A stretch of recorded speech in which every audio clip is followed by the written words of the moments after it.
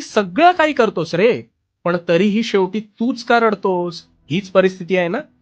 आता हे का होतंय हे सांगतो. शांतपणे. तुझं कसं आहे ना, तू एखादं काम करत असताना तुला त्या कामात विश्वास असतो. पण आत्मसंदेह आणि सहानुभूती म्हणून तू इतरांची मतं विचारात घेतोस. आणि मग ते विविध सल्ले ऐकत शेवटी स्वतःचाच आत्मविश्वास गमावतोस. तुला नेहमी हे वाटतं, की प्रत्येक जण आपल्या निर्णयामुळे खुश राहावं. प्रत्येकालाच आपली मतं पटावी. आणि इथेच तू चुकतोस. मला सांग, हाताची पाचही बोटं सारखी असतात का रे?